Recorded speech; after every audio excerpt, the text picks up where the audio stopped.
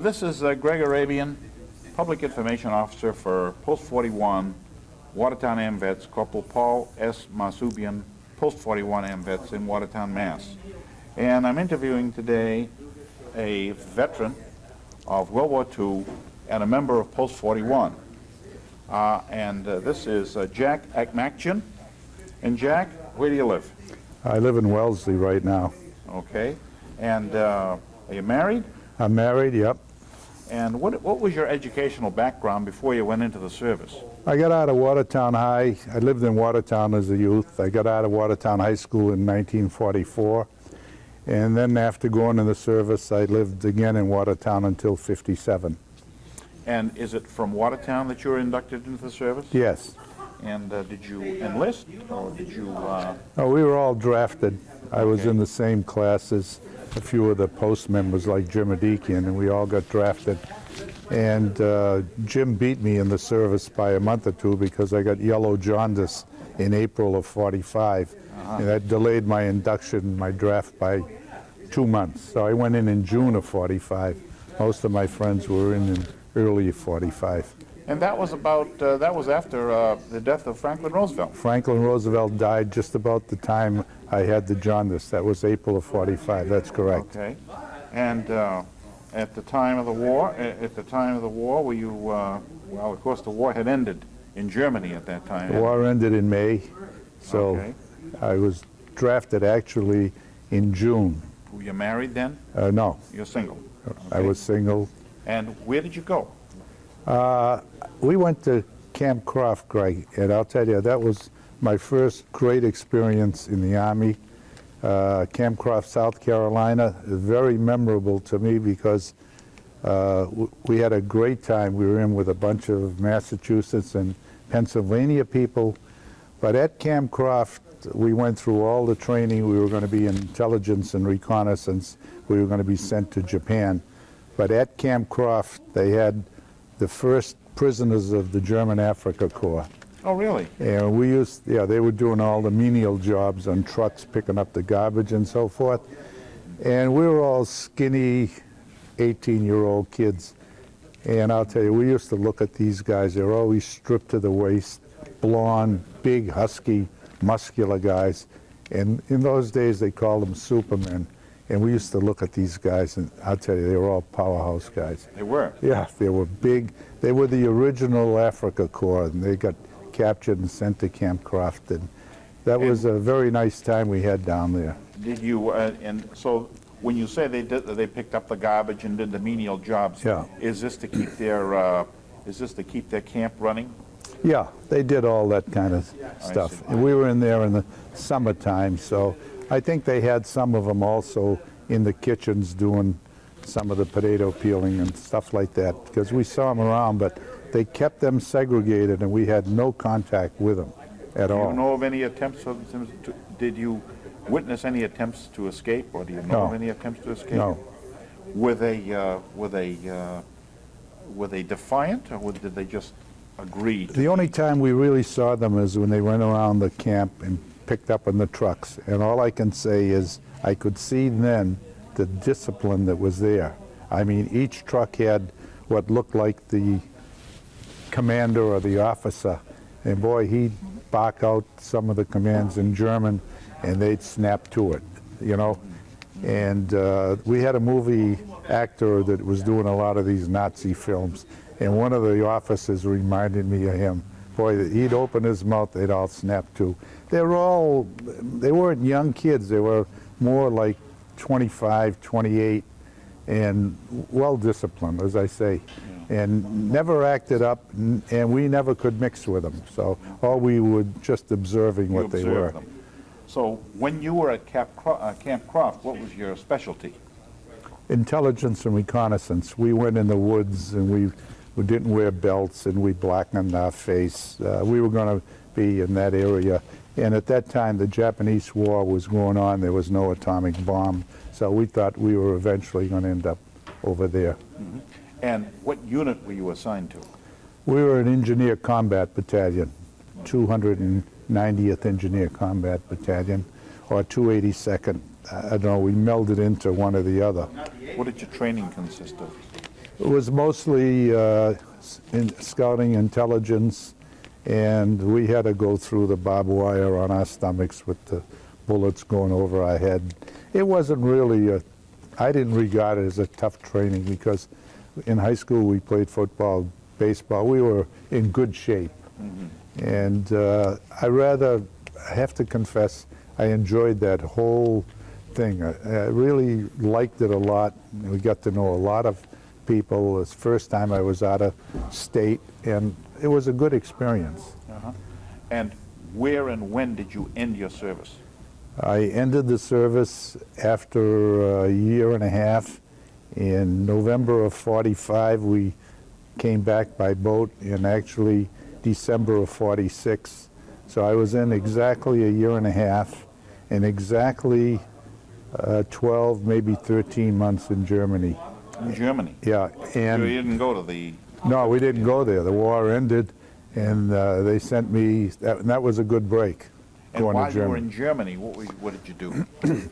Well, we went to Germany, and I think my next great experience was, and this is a coincidence because this involves a guy that's in the post now that I never even knew. They sent us to Würzburg, Germany. Mm-hmm. Würzburg is how it's pronounced, and that's the home of the Würzburger beer that you see in this country a lot. And I had the fortune of being assigned to the Würzburger Hofbrauhaus. That was our office. Mm-hmm. And one of the post members, Eugene Rafaelian, was there. He saw combat, and he was stationed at the Hofbrauhaus. Uh-huh. And he saw my name on a list of people. He saw the Armenian name, so he said, let's get that guy here. And I got into the personnel office, and I replaced Gene as the company clerk. And I was only a private. 6 months later, I was a tech sergeant. I got promoted every month because the job called for a tech sergeant. And I had a German secretary. I wasn't even 19 years old.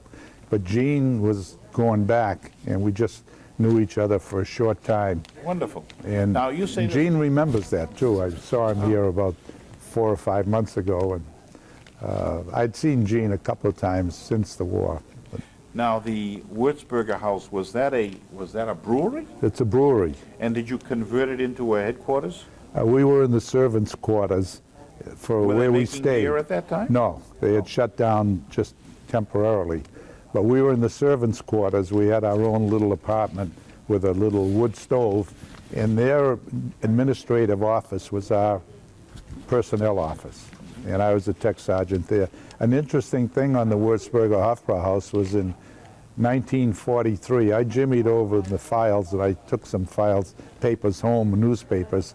In 1943, they celebrated the 300th anniversary, and Goebbels is in the article congratulating them because they started in 1643. So in Würzburg, the thing that shocked me with Würzburg is the city was totally destroyed, sort of a university town and everything, and British bombers came along on March 25th of '45. They leveled the city with fire bombs. The city burned for a week. It was totally wiped out. Is this similar to the experience, for instance, in Dresden, where they completely flattened Dresden as well? Something like that. Yeah. Something and like that. Where you stayed was escape that danger, I suppose. Yeah, the Würzburger Hofbrau wasn't hit. And there's a castle that's very well known up on the hill, Marienburg Castle, that was very slightly hit. That has a chapel and things going back several hundred years. And there's a well-known residence palace that has, the bishops used to stay there for a couple of hundred years, and that was very, very slightly hit. I'm sorry, it was hit, but repaired. And that had on the ceilings Michelangelo paintings. It was very beautiful. But most of the city was destroyed. We used to go into the city, and it was just rubble everywhere. Really? Something like you thought Berlin was. How far outside of Würzburg did you go? Or did you just stay in the rim? No, we stayed. We were fortunate. Somehow we had a disposal of a company car, a Mercedes, and some of us would take it on weekends, and we'd go out to the suburbs, the country, and we'd go out and drink champagne. We had a good time. But we visited some of the streets, some of the cities outside of Würzburg. An interesting thing is, I don't know if he's a member, Mike Arslanian, is he a member of the Post? I know of He's him. Mike had a girlfriend in Germany. He was in the service, and she lived outside Würzburg in Schweinfurt, which is a ball bearing factory. Yes. The Germans needed that ball bearing industry to keep their planes and tanks moving, and we wiped out Schweinfurt along the same time with they were bombing Schweinfurt. And Mike knew I was going in the service. I was a good friend of Roop, and Mike said to look up this German girl that he went with named Charlotte. Yeah. I never connected with her, and I can't remember why, whether we just couldn't get out there or whether I couldn't locate her, but he gave me her name and address and everything, and I never did reach her. But Charlotte, he eventually married. They live in Natick, as you probably know. Oh, really? And I've seen Charlotte at the German club that I belong to. And Mike remembers that he gave me the note and said, reach her, contact her. So you were not far from Schweinfurt? No, Schweinfurt is just outside Würzburg. I'm just guessing. What are Maybe the other cities around Würzburg that you visited? You know, Schaffenburg isn't too far away. There's a whole bunch of them, but the names I forget because I'm mixing them up with the next town that I went to, which was Regensburg. I stayed in Würzburg only maybe 4 months, and then we transferred to Regensburg. And again, that's very significant because I met my future wife in Regensburg. Regensburg is out the southwestern corner of Germany. It's on the Danube. Beautiful city, wasn't much damaged, and I was stationed out there for about 4 or 5 months, and I met my wife out there. My wife was Croatian, but when the Germans went into 1941, they went into Yugoslavia, knocked that off. They destroyed her house and village, so she went to Germany to work. She was only 15 in order to send money back to her family. So that I met her there. She worked actually in Berlin, and when And how would you describe your life in the service? very good everywhere I went. In Even fact, overseas? yeah. In fact, later on, after I went to Third Army headquarters in Heidelberg, I worked for officers, strictly officers, when I was transferred. I liked it so much I thought I was going to stay in. And when I came back, very interesting, I decided I wanted to go back in as a civilian. Back in those days, they were hiring civilians. And as a young kid, I went to Washington, and I sat in the Secretary of War's office, Secretary of War Patterson, to try to get back into Germany, because I wanted to go back and meet my wife. But I never got to talk to Patterson. So you were out in 1946. Right. And you tried to go back in 47, is that it? Right, but I didn't have a chance, so Okay. I went to school.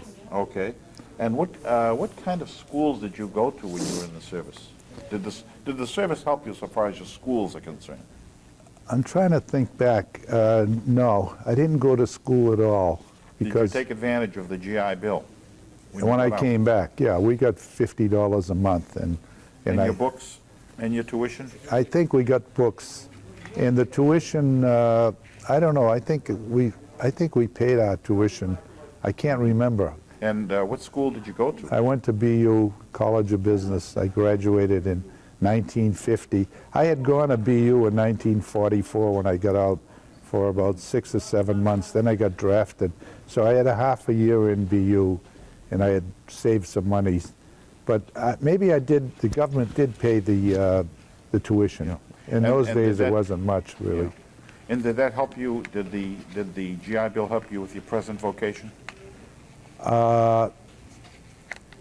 Well, being a college graduate helped me get a job. But, Greg, the year that I got out, 1950, college graduates were a dime a dozen. I mean, everybody was out in 1950 that was in the service. And even though I had the college education, there were so many people graduated from college. I had a tough time getting a job. I went to work for a Caterpillar dealer in South Boston, and I got $36 a week, 90 cents an hour. That's what I started with. But In there those was a lot. days, was that good pay? It wasn't bad, but it wasn't, I mean, now you look back. But within a year, I became parts manager. And were you married at that time? Yeah, I got married. My wife came over in 47. In June of 47, the Boston Herald had a picture of her coming down the gangplank at Logan. And we got married in September of 47. So We're would still you describe her as a war bride? Yeah, she was a war bride. Okay. Yeah. Did you get married overseas, or did you get I married? got married in the St. James Church. She's Catholic. There was a Father Kogi. There was a Catholic priest. We saw him. He told her, "You have to be married in a Catholic church." She says, "No, I'm marrying in his church." And So you were he was married in Watertown? I was married at St. James because I went to St. James as a kid, Okay. and my Now- kids were baptized at St. James. How did you feel about the war? I followed the war even before I went in the service. I used to do scrapbooks. An interesting thing, you never asked me where I was born. Yes. Okay, Where were you born? I was born in Marseille, France. Ah, See, my parents came over from the genocide. They went to Marseille. Like Marseille was taking a lot of people. There's a big Armenian colony. We lived on the waterfront. St. Vincent de Paul, that was the address. And I was born there in 27, and my father was going back and forth working. And we came over, my mother and I came over in 1928. And interesting enough, on a German boat, it was a German boat, but it was the biggest boat of the time, the Leviathan. It was well known. yes, I remember The Leviathan was called in World War I the Fatherland. It was built in 1912, and that was used as a carrying immigrants and so forth. And in 1938, they scrapped the ship up in Scotland. Okay. So I came over actually as a French citizen, and my father in 1943 found out that they were drafting Frenchmen. I was 15 then, and he rushed me down to the Cambridge post office in Central Square and got me American citizenship papers so that I wouldn't get drafted. How did you feel as a French citizen when Germany took over France? Well, I'll tell you, in those days, I was really dyed-in-the-wool French. I hated the Germans. I had scrapbooks of the war. For some reason, I kept the scrapbook. And the guys used to sing the Marseillaise, and I really was all for France. How did you feel when France surrendered to Germany and agreed to serve for Germany?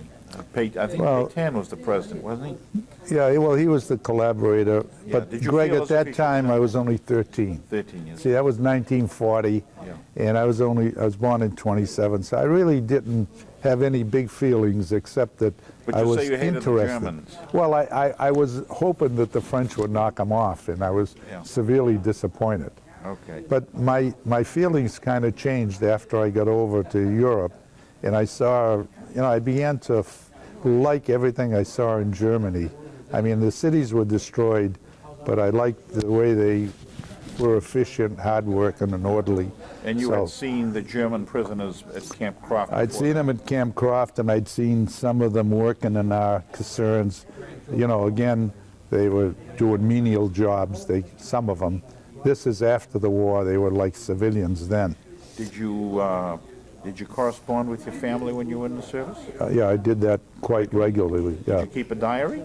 I think somewhere there's still some of the old letters that I have somewhere up in the attic, because I had a sister, I still have a sister, and she was younger than I, and I did write my mother. They could barely read English. I'm sure somebody had to read Write the to them in letters. French? I mean, No, not French. I didn't know any French. In English. I just, the regular letters, I miss home and so Tell me forth. if there's anything else with regard to your service that you'd like to relate. You can use the notes that you have. No, I said what's on the notes. I think that for the year and a half I was in the service, of course I saw no action, no war. Everything was very pleasant. But you saw the results of the war. I saw the results of the war, horrified by all the people, and The only thing I want to add to it is that, having seen all this, I probably, in maybe the upper 1% of the veterans who follow the history of World War II at home. I have a tremendous amount of books on World War II, biographies of people. I have videotapes, I have cassettes, and I have an intense interest, as much as my time will allow. I don't have really time to read. I buy these war books on the Normandy for the next 2 months after June 6th, but I don't have much time to read it. But I have quite a collection of books. Do you recall when you were in the United States that there was a great isolationist tendency in the United States before we entered the war? Were you any part of that, or how did you feel about it? No, at that time, you mean with our government isolation as far as keeping away from the problems? I remember that as a kid going to high school. Do you remember the public saying, we don't want to get into Europe's wars? Yes, I remember that. How strong was that, if you recall? I think at the beginning it was quite strong, but I think that after Pearl Harbor and what happened over in France, that it turned everything around, and Roosevelt, I think, did a very good job in getting the country going. Okay. And Pearl Harbor really opened up a lot of eyes that we had to move forward. Okay. Anything else you'd like to add? Well, when did you join Post 41? I actually joined Post 41, I'm guessing it goes back a dozen years ago, but I didn't come much, and somehow I got dropped off, and I had to re-enter back 3 or 4 years ago, and I was surprised that I got dropped off, and maybe it's that I didn't pay dues for a year or two. I can't remember, but anyway. You think these veterans organizations are doing a good job? I think they're doing a good job, but I think that, I mean, I can see it with the ethnic club that I belong to. It's the membership is getting older. You're not drawing in the newer people, and that's a big concern. But you didn't join a veterans organization until you were older, right? That's true. That's true. In other words, maybe the veterans that we're looking for are waiting. We're waiting for them to get old to join us. Yeah. Well, we should try to get more attendance. And yes. I belong to this German American club, and I do a lot of PR for them. And we're always trying to get new veterans, new members at our picnic sites. We do an Oktoberfest, a Summerfest, and we sign up a lot of people, and some of them are young, and that's what we're trying to get more younger blood. Our board at the German American Club, the average age is 70 years old. Now, so far as the German American Club is concerned, who belongs to that? Do you have any veterans of the German veterans? Yeah, we have German veterans of the war on the German side. Some of my close friends were and in the have you shared your Wehrmacht. experiences with them? Not too much of my experiences, and they haven't shared too much of theirs. You know, they just to be kind of mum about it. Well, yeah, it goes so far back. I've been a member since '68. In those days, they used to talk more about it. But now we're up to year 2000, except for someone saying I lost a brother in Russia, or I had a brother in the Luftwaffe that went down. Most of those guys, I know that they lost somebody. It's something that so many years have gone by. Some of those guys are 80 now. Our club manager is 82, and he was in Russia. And he had some interesting story, but the thing that hit me really good was that when they were advancing that first summer, they'd go across these miles of nothing. He said, we were asking ourselves, what the hell are we doing in Russia? What is there that we want? Why are we dying for this country? They'd go through these towns that were like shacks. Vast expanses Vast expanses of nothing, and they kept saying, why are we here? So well, they did have an opportunity to question their leaders. They did, yeah. He said, and he was a communications switchboard operator, and he was in one of Guderian's things. By the way, Guderian. General Guderian. Yes. I am a student, and I've done research on General Heinz Guderian. In fact, yes. I am emailing a great-great-granddaughter of his, and I have a contact in Germany that's a descendant of Guderian, and I'm determined to find out whether there is Armenian going back a couple of hundred years.